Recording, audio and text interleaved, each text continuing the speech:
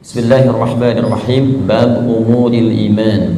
Bab tentang perkara-perkara yang mampu menguatkan iman. Saya kembalikan dulu kepada pembahasan di pengantar yang masuk kepada bab ini sebelum saya bacakan nanti tentang pembahasan di bab umuril iman ini, baik ayat Qur'annya ataupun hadis Nabi Muhammad SAW yang dirangkum oleh Imam Al-Bukhari dalam pembahasan ini. Jadi Bapak Ibu sekalian, sebelum membahas tentang hal-hal terkait penguatan iman, saya ingin ingatkan kembali tentang dua hal yang sangat penting. Yang pertama tentang kenapa kita mesti beriman. Ini poin yang sangat penting. Saya ulang, kenapa kita mesti beriman. Ya, bukan hanya sekedar fitrah dalam kehidupan, tapi nanti ada 5 hal yang langsung Allah janjikan dalam Al-Quran ketika kita benar-benar menanamkan iman dalam diri kita. Jadi kalau kita mampu beriman dengan benar kepada Allah, maka Allah akan berikan 5 keistimewaan yang tidak akan diberikan selain kepada orang-orang beriman, walaupun mereka hidup dalam kehidupan dunia. Jadi 5 hal ini Allah akan berikan. Yang pertama, ada jaminan langsung Allah berikan kepada orang-orang yang yakin tanpa ragu dengan Allah, yaitu beriman kepada Allah, bahwa ia mendapatkan kabar gembira langsung dari Allah, memiliki setengah bagian dari 2 hal yang dibutuhkan untuk masuk surga. Memiliki setengah bagian atau 1 dari 2 hal yang dibutuhkan untuk masuk surga. Saya sering istilahkan, dia telah mendapatkan dari setengah kunci surga. Dan ini berita kabar gembira dari Allah sebelum orang ini wafat, bahkan sejak hidup, dengan turunnya Quran surah kedua Al-Baqarah ayat ke-25 yang paling kanan sebelah atas di mushaf. Wa basyiril ladzina amanu wa 'amilus shalihat anna lahum jannatin tajri min tahtiha al-anhar. Baik, kata Allah, Muhammad sallallahu alaihi wasallam, berikan kabar gembira. Baik, ada orang-orang yang aku telah siapkan surga, ragam surga untuk mereka. Dia ada jenis-jenis surga, ada surga Firdaus, ada surga Aden, kan? Nanti insya Allah saat kita dengan izin Allah diperkenankan masuk ke dalamnya, kita akan melihat ada di bagian mana di surga kita yang kita banggakan itu, dan yang kita impikan itu. Dia ada beberapa bagian-bagian surga yang akan diperoleh berdasarkan amalan-amalan kita. Yang biasa puasa masuk surga Ar-Rayyan, pintunya Ar-Rayyan, ya, pintunya. Yang biasa tahajud lewat pintu tahajud, biasa sedekah pintu sedekah. Nanti ada tingkat tertingginya, ada Firdaus, ada Aden, dan lain-lain sebagainya. Baik, kata Allah, aku telah siapkan aneka ragam surga ini untuk siapa? Ini yang paling menarik. Wa basyiril ladzina amanu, berikan kabar gembira ini pertama bagi para pemilik iman. Nah, ini syarat untuk masuk surga itu ada iman. Baik ya? Ada orang punya, misalnya, mohon maaf ya, sekali lagi saya ilustrasikan, dan Quran tidak akan sama dengan ilustrasi ini. Laisa kamitslihi syai'un. Tidak ada yang sama dengan Allah Subhanahu wa taala. Perhatikan kalimatnya. Misalnya begini, Anda akan datang misalnya ke istana, ya, diundang oleh presiden misalnya, atau penguasa tertentu. Maka orang ini memberi syarat. Anda boleh datang misalnya ke istana dengan catatan menggunakan pakaian yang rapi, spesifikasinya begini, pakai sepatu, jamnya jam sekian. Jelas ya? Maka ketika Anda menyalahi ketentuan itu, Anda tidak bisa masuk. Jelas? Satu itu. Yang kedua, pemilik sesuatu lebih tahu tentang ukuran dan kriteria apa, supaya kita bisa mendapatkan dari apa yang dimiliki oleh pemilik itu. Anda ingin ke istana, yang punya istana punya ketentuan. Anda nggak bisa bikin ketentuan sendiri. Jelas? Anda masuk komplek angkatan laut, maka komplek ini punya aturan yang harus diikuti. Tidak bisa Anda sendiri bikin aturan. Anda ingin ke surga, yang punya surga itu Allah, maka Allah bikin aturan. Nggak bisa Anda bikin aturan sendiri. Kalau di rumah Anda sekarang, Anda yang punya aturan, saya masuk ke rumah Anda, saya ikuti aturan Anda. Anda masuk ke rumah Allah, karena masjid rumah Allah, maka ikuti aturan Allah. Masuk rumah Anda, ucapkan Assalamualaikum. Masuk rumah Allah, kaki kanan masuk, ucapkan doa. Keluar kaki kiri, ucapkan doa. Ada aturannya. Sekarang kita ingin ke surga. Surga itu bukan punya kita. Surga punya Allah. Allah yang punya. Maka Allah yang punya surga itu memberikan berita siapa yang bisa masuk ke situ. Kata Allah, orang yang bisa masuk ke surga adalah hamba-hambaku yang punya 2 syarat saat dia hidup di dunia. Apa syaratnya? Dan ini berita gembira. Ada orang sebelum wafat diberikan berita gembira. Kalau punya 2 hal ini, Anda berpeluang bisa memilih dari pintu mana Anda akan masuk ke surga yang Anda idamkan itu, sesuai dengan amalan-amalan yang kita kerjakan. Nah, di antara 2 ini, syarat pertamanya iman. Kata Allah, wa basyiril ladzina amanu, berikan kabar gembira pada orang yang telah punya iman. Dan kalimatnya menggunakan alladzina, disebutkan 1080 kali dalam Al-Quran. Ismun mausulun yadullu alal jam'il jam'iyah. Kata sambung konjungsi kadang menunjuk pada objek tanpa batas. Jadi bisa untuk orang dewasa, anak kecil, laki-laki, perempuan, tua, muda, ya, maaf, kaya, cukup, semua kalangan tanpa batas. Artinya, kata Allah, saya buka surga ini untuk siapapun. Nggak ada status dunia yang bisa mempengaruhi seseorang masuk surga. Di surga tidak diukur dengan seberapa kayakah Anda. Hati-hati kalau Anda mendapatkan tingkat kekayaan dan Anda merasa kaya dengan itu, belum bebas Anda, hati-hati, belum bebas Anda dengan persyaratan untuk mendapatkan surga. Belum tentu harta menjadi jaminan untuk masuk surga. Anda punya kedudukan tinggi, setinggi apapun, tapi kedudukan itu tidak otomatis menjamin Anda masuk surga. Karena syarat masuk surga bukan kedudukan. Kalau syarat masuk surga kedudukan, Firaun paling duluan masuk surga, Namrud lebih duluan masuk surga. Jelas? Baik, karena syarat masuk surga itu kaya, maka Qarun itu paling depan masuk surga. Tapi ingat, syarat surga kata Allah bukan kekayaan, bukan kedudukan. Dia jangan bangga dulu kalau punya kedudukan tinggi atau harta melimpah, karena itu belum jadi ukuran kebaikan di hadapan Allah Subhanahu wa taala. Kecuali nanti kedudukan atau harta itu diisi dengan iman. Iman itu yang akan menunjukkan harta dan kedudukan untuk mengerjakan amal soleh sebagai bekal ke surga. Maka golongan pertama kata Allah, saya berikan kesempatan yang luas. Baik itu tua, muda, laki, perempuan, besar, kecil, kaya, cukup, semua punya peluang ke surga. Dan itu hanya diberikan dengan satu kata saja, alladzina. Semuanya. Tapi dari semua itu, aku hanya minta dua syarat saja. Satu, semua kalangan itu punya iman. Yakin denganku kata Allah, yakin tanpa ragu. Berbahagialah kalau sampai dengan siang hari ini kita diberikan nikmat iman oleh Allah Subhanahu wa taala. Itu kenikmatan luar biasa. Dan kita mendoakan saudara-saudari kita supaya mendapatkan bagian itu. Karena itu seringkali saya membuka ta'lim dengan berdoa, ya Allah, berikan hidayah kepada saudara-saudari kami, tetangga kami, kerabat kami, teman kami di kantor yang sampai hari ini belum beriman kepadamu, belum mengucapkan syahadat. Berikan kekuatan pada jiwanya untuk bersyahadat sebelum wafat. Alhamdulillah, Anda mungkin tetangga Anda nggak semuanya beriman. Ya, ada yang misalnya A, ada yang B, ada yang C. Tahajud malam dalam sujud minta. Ya Allah, Engkau satukan kami di dunia sebagai tetangga dan pertemukan kami kembali di akhirat, ya Allah. Jangan pisahkan kami. Berikan dia hidayah. Doa itu yang tidak diketahui oleh orang yang didoakan, mungkin itu yang lebih cepat menghujam pada jiwanya. Kami di taklim di Bekasi itu selalu membiasakan meminta kepada Allah. Ya, setiap malam Jumat kita minta, berusaha. Alhamdulillah, hampir setiap pekan ada yang masuk Islam. Kemarin seorang ibu dengan 3 orang anaknya masuk Islam. Begitu selesai taklim, ternyata datang lagi 1 orang lagi, diantar oleh suaminya, dia masuk Islam lagi. Masya Allah. Jadi alhamdulillah, kita tidak tahu siapa yang mendapatkan hidayah, tapi kita bisa berdoa kepada Allah untuk memohon untuk memberikan hidayah. Satu. Nah, kemudian yang kedua, ya, wa amilus shalihat, iman dan amal soleh. Di syarat surga itu sesungguhnya kalau diucapkan ringan, iman, amal soleh, iman, amal soleh. Tapi kalau dikerjakan itu yang butuh perjuangan. Dan ini gambaran di Quran itu indah, ya. Ini sekaligus isyarat. Wawunya ma'iyah, Pak, Bu. Ma'iyah itu sesuatu yang bersanding, nempel. Ya. Adi wa Ahmad zahaba ila masjid, misalnya Nurul Bahri. Adi wa Ahmad, Adi dan Ahmad, zahaba, keduanya pergi ila masjid Nurul Bahri, ke masjid Nurul Bahri. Adi dan Ahmad kalau menggunakan wa artinya dempet, nggak pisah, bersamaan, wawunya ma'iyah bareng. Ya, Allah menyampaikan wa basyiril ladzina amanu wa amilus shalihat. Syarat untuk masuk surga itu duanya bersamaan, nggak bisa berdiri salah satu. Ya, satu iman, 2 amal soleh. Nah, kalau kita baca dengan kaidah ilmu nahwu, otomatis keduanya ini akan saling terkait, berkelin dan memengaruhi. Artinya orang yang beriman pasti beramal soleh.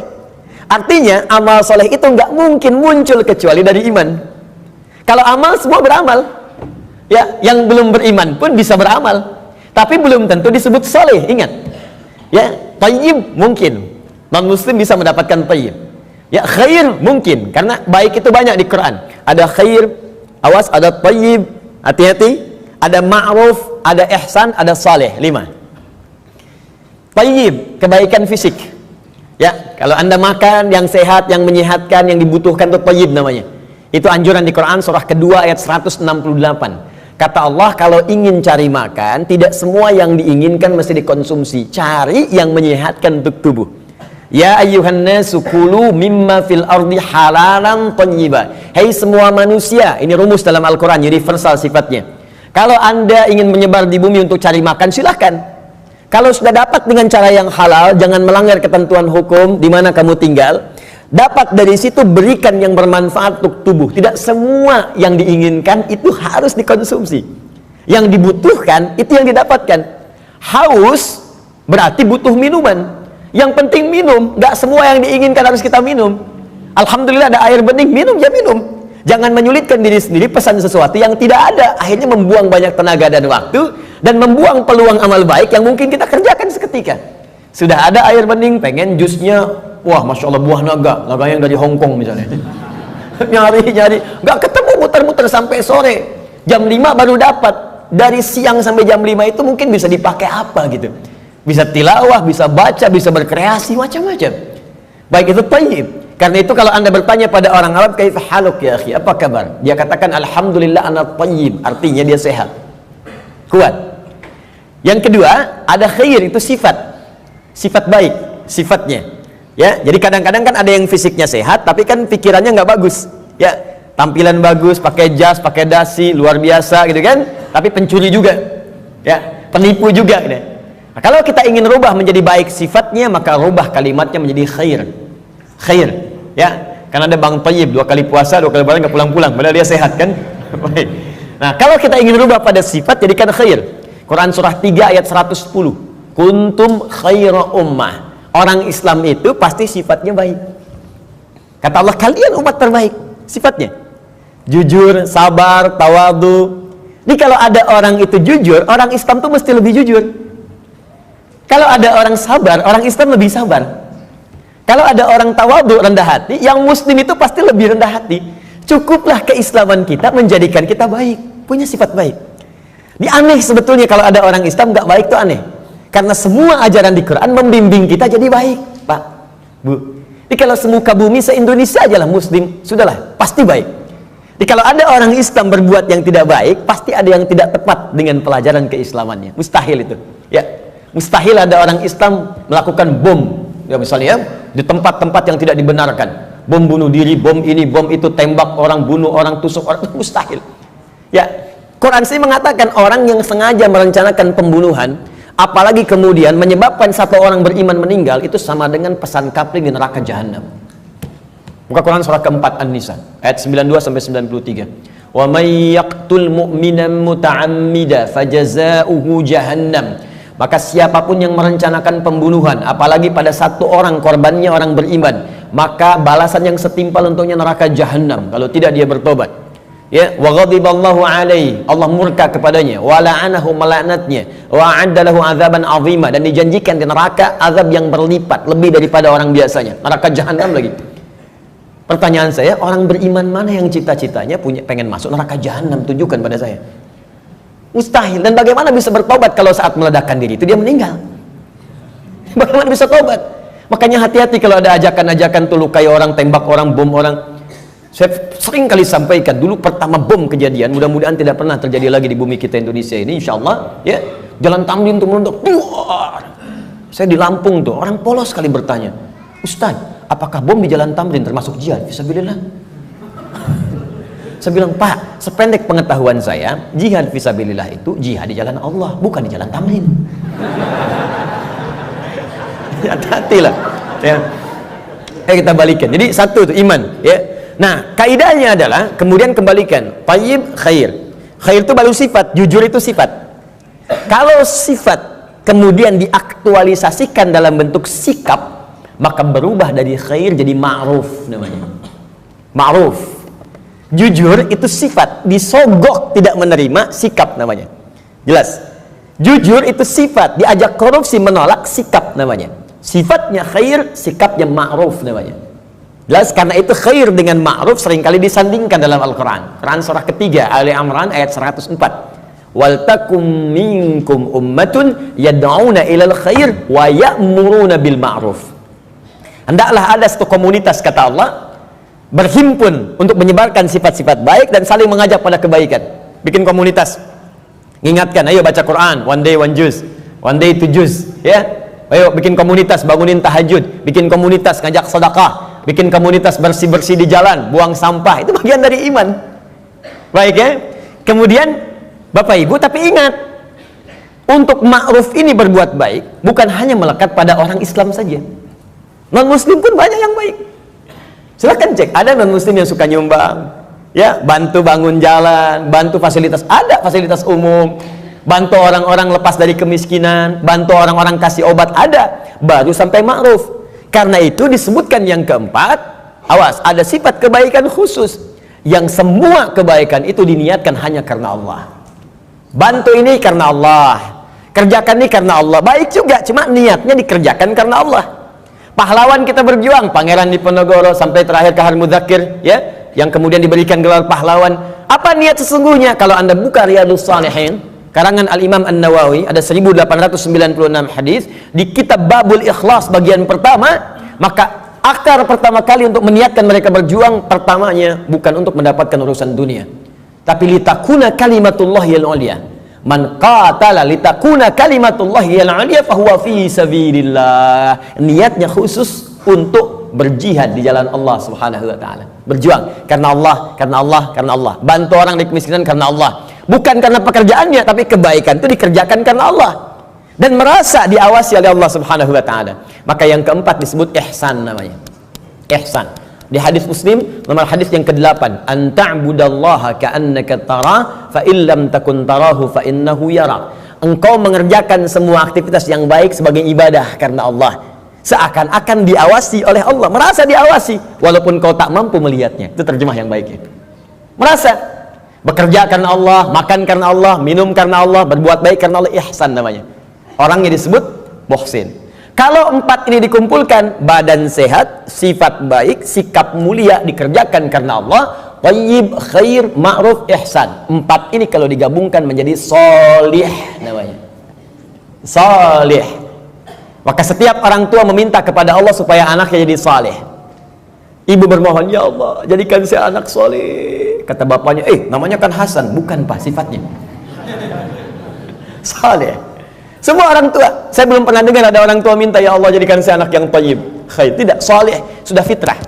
Dan itu sudah dimohonkan sejak anak dalam kandungan, kata Allah, sudah fitrah.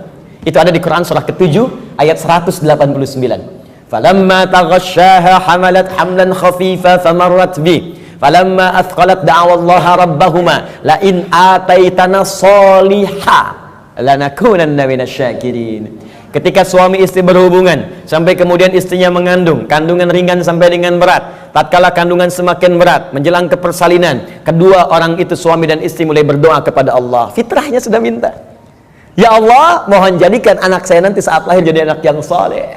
Dengan itu ya Allah kami bersyukur dan akan mengganti semua sakit yang dirasakan oleh istri saya yang sedang mengandung ini.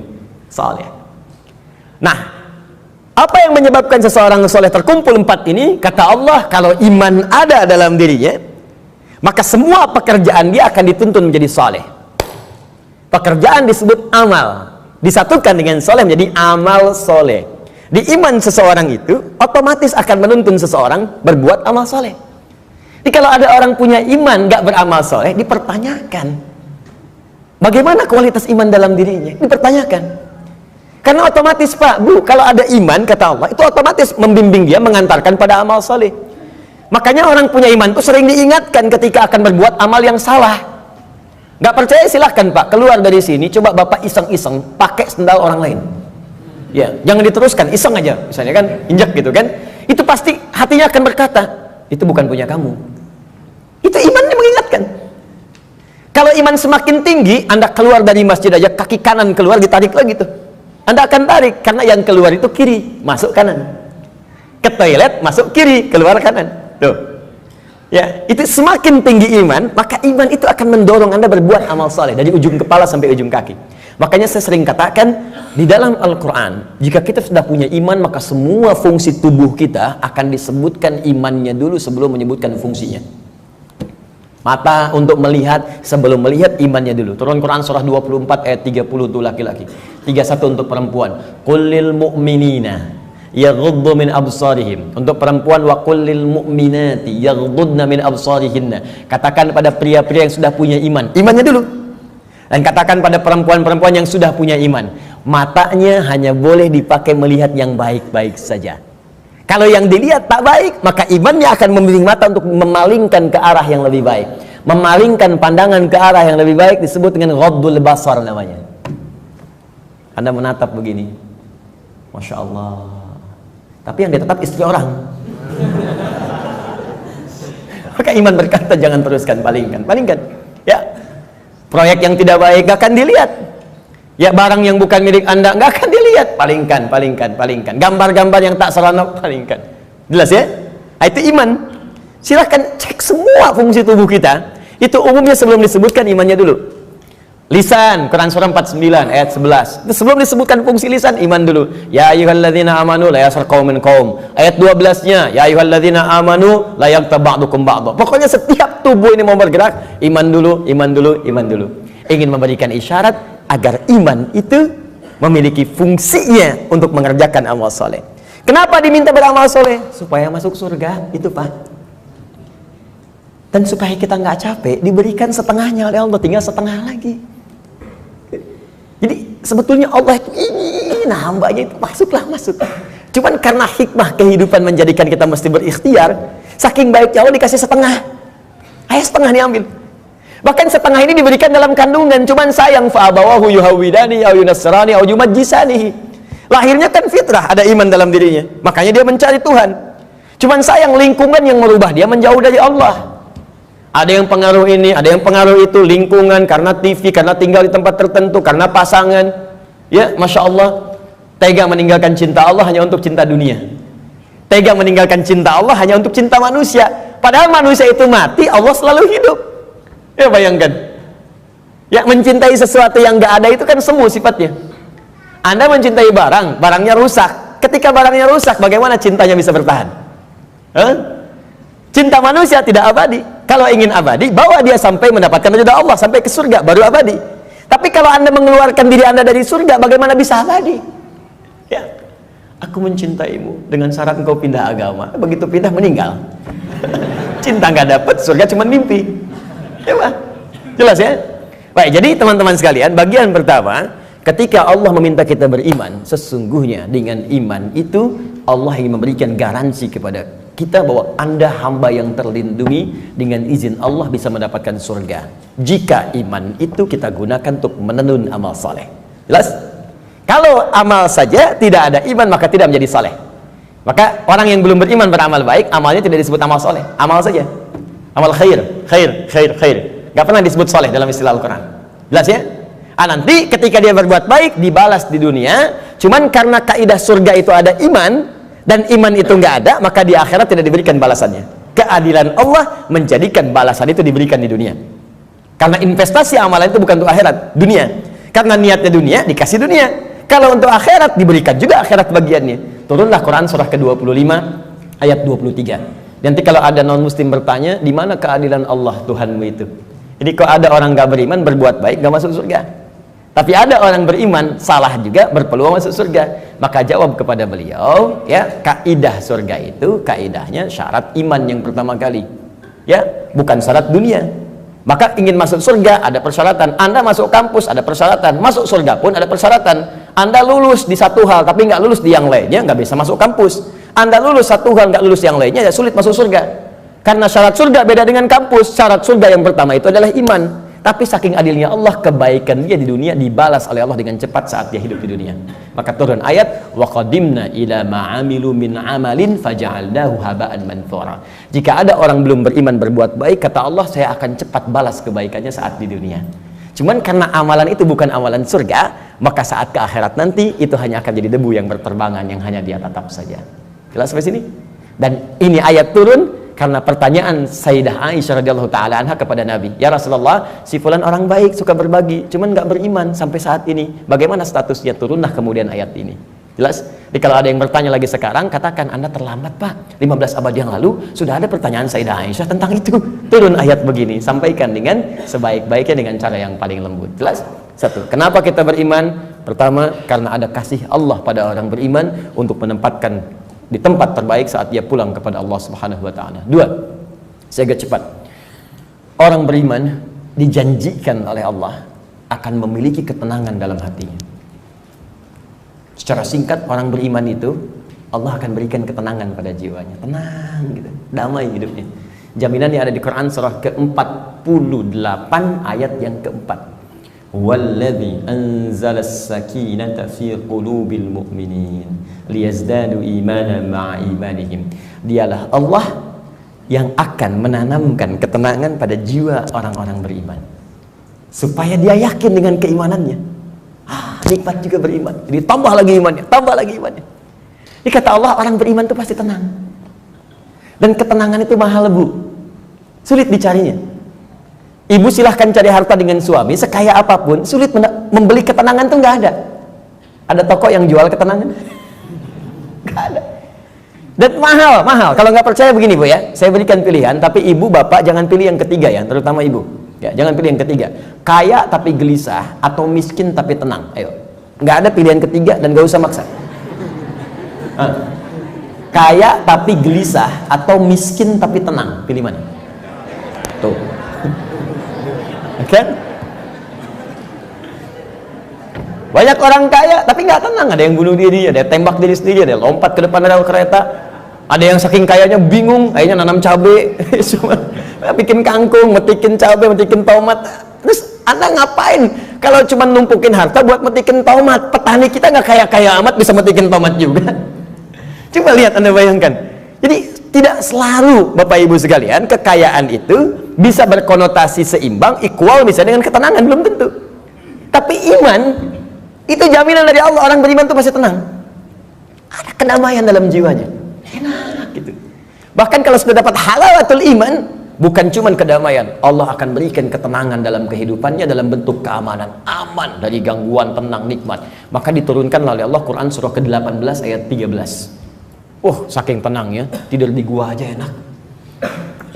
Bayangkan, gua loh, fasilitasnya tahu sendiri lah. Di gua, ya sudah, maaf, cahaya sudah terbatas, hampir tidak ada.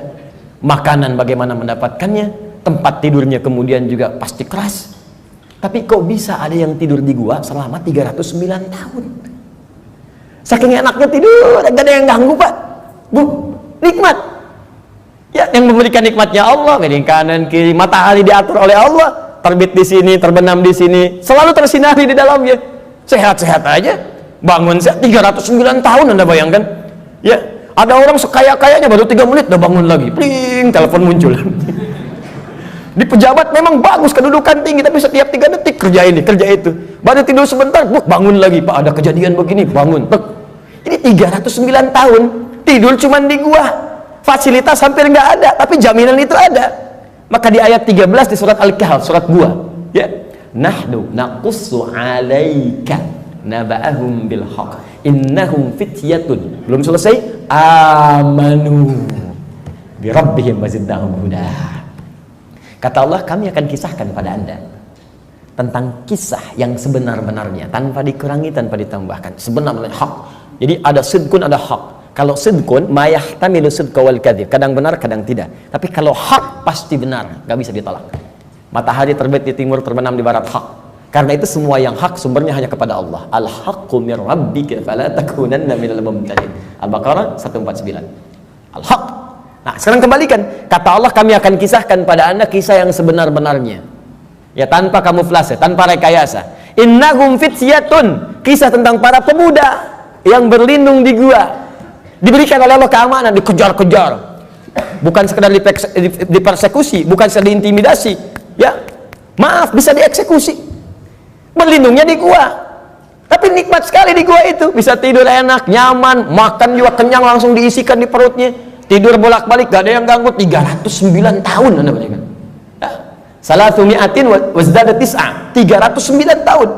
Siapa mereka? Innahum fityatun, sungguh mereka itu para pemuda, tapi bukan pemuda biasa. Ada sesuatu yang melekat pada dirinya, amanu, yang sangat beriman kepada Allah. Pesan ayat ini, ya, kata para pakar Al-Quran, sesungguhnya ingin memberikan pesan pada generasi mendatang. Jadi ada kaidah di tafsir itu begini, kalau nggak disebutkan siapa orangnya, kapan kejadiannya, maka pesan yang berlaku di ayat itu akan berulang kemudian di masa-masa yang akan datang dengan konteks yang berbeda. Anda sekalipun tinggal di rumah yang sempit, terbatas sifatnya, keadaannya tidak seperti yang lain-lain. RS7, ruangan sangat sempit sekali sehingga selonjoran saja susah, gitu kan? Susah. Ya. Tapi kalau ada iman dalam jiwa kita, itu bisa nikmat saja. Dibandingkan tinggal di tempat yang mewah luas, tapi iman nggak ada, kegelisahan itu muncul. Jadi orang beriman itu nggak akan disekat oleh dunia. Tinggal di kontrakan nikmat, di rumah yang luas nikmat, jadi kaya nikmat, cukup hidup juga nikmat aja. Ya, pokoknya beriman itu indah, nikmat itu. Jadi kalau kita beriman sampai saat ini dan tidak menikmati kehidupan kita, dipertanyakan ada apa yang salah dengan iman kita? Kata Allah, beriman itu nikmat, tenang hati. Ini kok rumah mewah, mobil banyak, gitu kan? Ya lihat mendung aja sedikit udah bikin status. Mendung ya, kayak suasana hatiku. Apa yang mau dicari? Ya, coba lihat. Sekali-kali saya tuh jarang berinteraksi dengan media sosial. Cuman kalau udah lihat, saya lihat nih, ada teman-teman official lihat, misalnya, saya suka kadang-kadang suka nggak betah ngelihat ini. Ini orang kenapa hidupnya? Dikit-dikit ngeluh gitu kan? Maunya apa? Ya belum musim hujan minta hujan, dikasih hujan minta jangan hujan. Maunya apa gitu? Ya, kenapa kita nikmati aja? Iman itu indah, iman, wah masya Allah. Kasih hujan, alhamdulillah, banjir pakai berenang. Jadi solusi. Jadi itu teman-teman sekalian ya. Selanjutnya ada jaminan Allah yang selanjutnya ya. Orang beriman pasti bahagia kata Allah. Dan cenderung sukses. Tidak cukup dengan amin. Nanti kita belajar dulu. Turun Quran surah ke-23 ayat 1. Qad aflahal mu'minun. Qad aflahal mu'minun. Orang beriman itu dijamin oleh Allah. Saya artikan dijamin karena kalimatnya menggunakan qad, harfu tahqiq, huruf jaminan. Qad, harfu tahqiq, huruf jaminan. Qad aflahal mu'minun. Orang beriman pasti menggenggam kebahagiaan dan kesuksesan. Aflah itu dari kata falah. Kalau di bahasa Inggris, di kamus bahasa Inggris itu diartikan success and happiness. Sukses dan bahagia. Ya, digenggam. Kalau digenggam menjadi aflah namanya, aflah. Kata Allah, orang beriman itu pasti menggenggam kesuksesan dan kebahagiaan. Pasti tergenggam dalam diri. Jadi cukuplah dengan beriman akan bahagia. Cukup dengan beriman sukses dalam pekerjaan yang kita kemudian lakukan. Walaupun barangkali level kesuksesan itu dalam pandangan orang bisa beda-beda. Bagi si A, manajer itu bagian kesuksesan hidupnya. Yang lain levelnya direktur, yang lain komisaris. Pokoknya levelnya bisa berbeda, tapi sukses. Silahkan cek semua sahabat Nabi, di semua bidangnya sukses dan bahagia.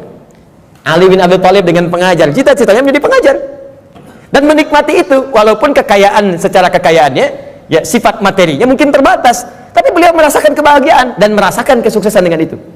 Abdurrahman bin Auf kaya luar biasa, sampai kapaknya terbuat dari emas. Abdurrahman bin Auf dan menikmati itu dan bahagia juga, bahkan terjamin surga. Ada di lisan Nabi. Utsman demikian, Abu Bakar demikian. Anda bayangkan, dari yang pengusaha, diplomat, birokrat, pengajar, dosen, ada semua, perawat, ada semua levelnya. Dan bahagia beriman, padahal sebelumnya jahiliyah. Bayangkan, perusak, kriminal, macam-macam. Tiba-tiba turun iman, diambil iman itu dengan bimbingan Al-Quran dan petunjuk Nabi lewat sunnahnya, dipraktekkan itu dan bahagia hidupnya. Coba cek. Ini sebetulnya yang bahagia itu ungkapannya sederhana. Bahagia itu sederhana ketika iman tertanam dalam jiwa. Kalau dunia relatif, bahagia itu sederhana, cukup dengan secangkir kopi. Bagi tukang kopi, tukang teh tidak, ya kan? Bagi yang minum teh, yang minum kopi tidak. Nah, jadi teman-teman sekalian, iman. Nah, sekarang maksud saya begini, kita ingin evaluasi. Kalau sampai siang hari ini, iman yang sudah Allah tanamkan di jiwa kita belum sampai melahirkan hal-hal tadi, maaf ya kalau bicara surga belakangan, karena itu hak prerogatif Allah Subhanahu wa taala. Kita hanya berikhtiar. Apakah iman itu sudah membuat diri kita tenang? Sudah membuat kita bahagia? Apakah iman itu sudah membimbing kita sukses dalam hidup? Dan puncaknya, apakah iman itu sudah membimbing kita beramal soleh? Jangan-jangan beriman masih salah, padahal namanya soleh. Kan? Jangan-jangan beriman tapi mesti berbuat maksiat. Mata bermaksiat, telinga bermaksiat, lisan bermaksiat. Ada apa yang salah? Apa yang keliru? Maka Al-Imam Al-Bukhari mengumpulkan hadis-hadis Nabi untuk mendapatkan petunjuk dari hadis-hadis itu, bagaimana mengerjakan amalan-amalan yang bisa menguatkan iman sehingga iman kita membimbing kita untuk beramal saleh. Maka muncullah bab ini, bab umuril iman.